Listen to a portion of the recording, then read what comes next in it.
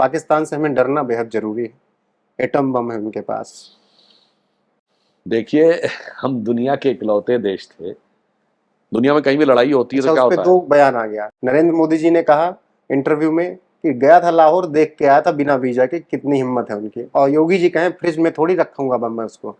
देखिए, मैं ये कहना चाहूंगा कि अ, भारत और पाकिस्तान का रिलेशन दुनिया में बड़ा अलग है।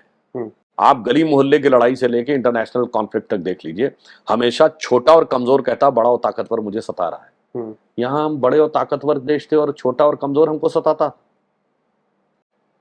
और उसके बाद वो तरह तरह की बातें हमसे कहता रहता था। मगर अब बदलाव इतना आया है कि बस वही उदाहरण याद करिए कि जब पाकिस्तान के मेंबर ऑफ पार्लियामेंट ने पाकिस्तान की नेशनल असेंबली में कहा था, उस समय के विदेश मंत्री शाह महमूद कुरैशी साहब को कोट करते हुए कि शाह महमूद कुरैशी साहब बैठे थे, आर्मी चीफ आए और उनके पांव कांप रहे थे और उन्होंने कहा कि खुदा का वास्ता है, अभिनंदन को वापस कर दो वरना इंडिया शाम तक अटैक कर देगा।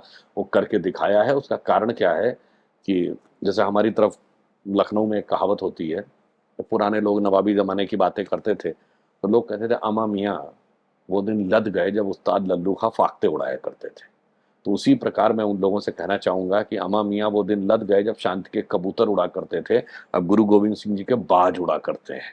और वो जाते हैं बालाकोट तक काम करके भी चले आते हैं। वो दिन लद गए जब पाकिस्तान आता था और घुस के मार के चला जाता था और हम सिर्फ चिल्लाते रहते थे। अब दिन वो है कि हम जाते हैं और घुस के मार के आते हैं।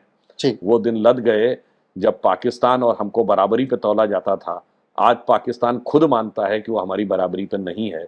इसलिए वक्त ने इतना बड़ा बदलाव किया है कि अगर मैं एक पंक्ति में कहना चाहूं तो शायद जो महाराणा प्रताप और छत्रपति शिवाजी महाराज का शौर्य था, उससे प्रेरणा लेते हुए मोदी जी ने निर्णय लिया कि कहने को तो राणा कहे वंशज कहाते हम, राणा साहेब पौरुष अब क्यों नहीं विचारिए। अरे जीने के लिए तो मरना सीखना ही होगा प्यारे, कायरता का खोल तन मन से उतारिए। और आतंक जो मिटाना चाहते हो तो लोग गांठ बांध, कोई एक मारिए आप 10-20 ठीक है, मारिए। आखिरी सवाल, फिर उसके बाद रैपिड फायर। मोदी जी का एक चैनल पर इंटरव्यू हुआ, वहां पर उन्होंने कहा कि जब तक माँ थी लग रहा था मैं बायोलॉजिकल, जब से माँ गई है ऐसा लगता है कि ईश्वर ने किसी काम के लिए मुझे भेजा है। विपक्ष कह रहा है कि मोदी जी अपने आप को भगवान का अवतार मानने लगे। देखिए, जब ईश्वर ने, हमारे यहाँ तो माना गया, हर व्यक्ति मानता है हम्म, कि मैं, ईश्वर ने जो कार्य हमें तय किया होगा हम उसी के निमित्त बने।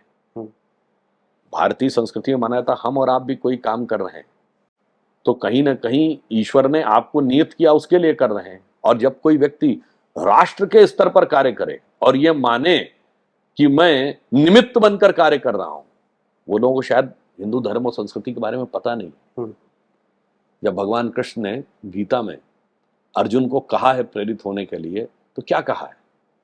उन्होंने कहा निमित्त मात्रम भव सव्यसाची। मैं तुम्हें आदेश दे रहा हूं तुम करो, तुम सिर्फ निमित्त मात्र बनो, you are just a medium.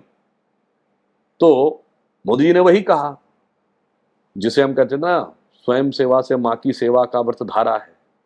तो उस समय जब वो प्रचारक जीवन के रूप में निकले थे, उसी समय तय कर लिया था कि भाई कहते था कि दैवीय कार्य है, भारत माता की सेवा दैवीय कार्य है, हम्म। तो उसके लिए जीवन समर्पित करके दे थे। अब दैवीय प्रेरणा से उस कार्य से वहां तक पहुंचे तो उसको भी यही कार्य मान के ये पवित्र भाव से कार्य करने का प्रतीक है। मगर जिनकी भावना अपवित्र हो उसको इसमें भी कोई ना कोई राजनीति दिखाई पड़ती है। ठीक है।